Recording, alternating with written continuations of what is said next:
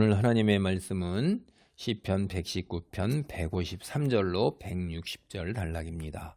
153절 나의 고난을 보시고 나를 건지소서 내가 주의 율법을 잊지 아니함이니이다. 하나님의 말씀은 우리를 고난에서 건지는 권능이 있어요.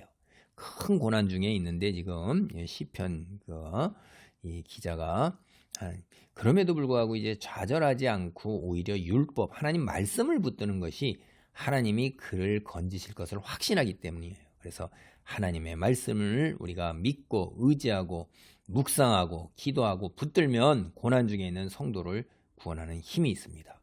154절 주께서 나를 변호하시고 나를 구하사 주의 말씀대로 나를 살리소서. 하나님의 말씀은 우리를 변호합니다. 하나님이 직접 우리를 변호해요. 그래서 살려달라고 하나님께 호소하는 거예요. 말씀은 우리가 의롭게 살다가 공경에 처할 때 주님이 구원하실 것을 약속하고 계셔요. 그래서 우리가 하나님 말씀에 순종하며 살다가 생명을 위협하는 공경에 처할 수 있죠. 인생이 그런 거니까. 그런 일들이 누군가에게는 닥쳐온단 말이에요. 그럴 때 하나님께서 약속하신 대로 그대로 살려달라고 기도하는 거예요. 하나님이 반드시 기도를 들으시고 구원하실 것을 확신합니다. 지금 당장 응답하시지 않는다 하시다도 그리 아니하실지라도 라는 이 확신을 갖는 것은 하나님 말씀에 근거하는 거예요. 하나님이 신실하시고 선한 것으로 채우신다는 이 말씀을 붙들기 때문에 우리가 이렇게 기도할 수 있는 것입니다. 155절 구원이 악인들에게서 멀어짐은 그들이 주의 율례들을 구하지 아니함이니이다. 그러니까 악인들은 구원하고 상관이 없어요.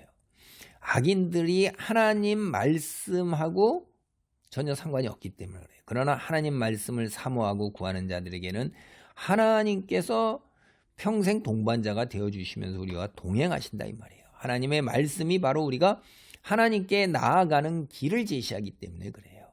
우리가 마태복음 제가 14장 6절로 하는데 내가 곧 길이요 진리요 생명이니 나로 말미암지 않고는 아버지께로 올 자가 없느니라. 하여간 장절은 정확하지 않지만은 마태복음에 하나님이 분명 예수님이 말씀하시죠. 하나님께 나아가는 길, 그게 말씀이란 말이에요. 156절입니다. 여호와여 주의 긍휼이 많으오니 주의 규례들에 따라 나를 살리소서. 하나님의 말씀이 생명 그 자체예요. 율법 하나님 말씀에 따라서 우리가 살려달라고 공경에 처했는데 기도를 하는 것입니다. 하나님 말씀이 생명 사람을 소생케 하고 살리는 힘이 있어요. 지금 현재 생명이 위협당하는 공경에 처해 있는 걸 우리가 여기서 알 수가 있어요. 유일한 소망이라는 것은 하나님밖에 없습니다. 나를 핍박하는 자들과 나의 대적들이 많으나 나는 주의 증거들에서 떠나지 아니하였나이다. 이제 온갖 원수들에게 다 시달리는 거예요. 핍박하는 자들, 대적하는 자들.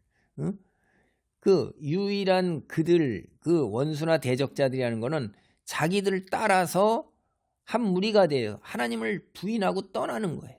근데 핍박이 강해지고 대적이 더 많아질수록 하나님 말씀을 떠나지 않겠다, 하나님 말씀을 붙들겠다는 각오가 더 강해지는 거죠. 그 말씀은 때로는요 우리에게 희생을 요구하기도 하고 아주 소수의 사람에게는 순교까지도 요구하고 그러죠. 그래도 주의 증거에서 떠나지 않고 헌신하는 것입니다. 주의 말씀을 지키지 아니하는 거짓된 자들을 내가 보고 슬퍼하였나이다. 하나님의 말씀을 우리가 바로 알게 되면 우리가 애통하게 돼요.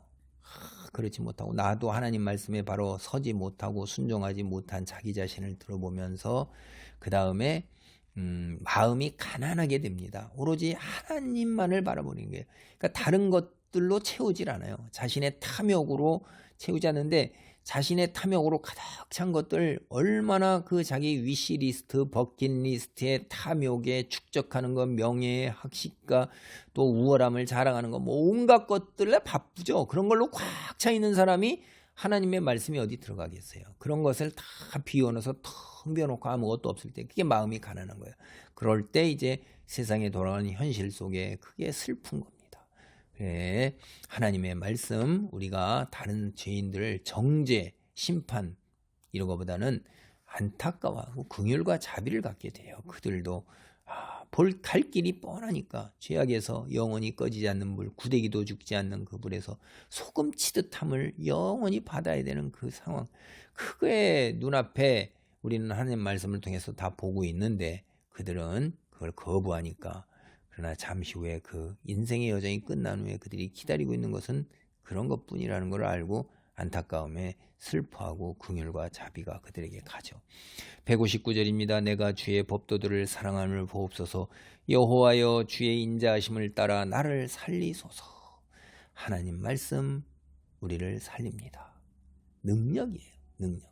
하나님께서 율법을, 하나님 말씀을 얼마나 순종하는지를 헤아리셔 보시고 살려달라고 지금 기도하는 거예요. 앞에서 얘기했던 거하고 똑같이 말씀이 사람을 소생시키고 살리는 힘이 있기 때문에 살려달라는 것입니다.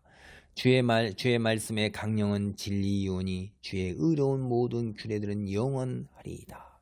앞서 말씀드린 것처럼 천지는 없어질지라 율법의 1.1획은 없어지지 아니한다, 이렇게 했어요. 하나님의 말씀은 진리고 그래서 영원한 것입니다. 하나님의 속성 중에 하나죠. 하나님 그 자체 진리의 말씀이 영원할 것이에요. 그러나 우리는 한순간에 풀과 이슬처럼 사라져가는데 마치 영원히 살 것처럼 떠들고 까불고 제가 교만하기 짝이 없는 이런 그런 속성들이 우리 속에 또 있고, 그 다음에 이 눈에 보이는 것들, 여기에 우리가 머물고자 하는 또 이 무지함과 연약함과 부족함도 우리에게 있습니다. 하나님 지금 닥친 고통과 환난을 넘어서서 영원한 것을 사모하고 그것을 또 그대로 하나님 말씀에 순종할 수 있는 것, 하나님이 우리를 권능으로 덮으시기를 간절히 바랍니다. 기도합니다. 할렐루야. 하나님 감사합니다. 하나님의 말씀은 우리를 살리고 우리를 구원으로 인도하고 고난에서 건지는 힘이 있습니다.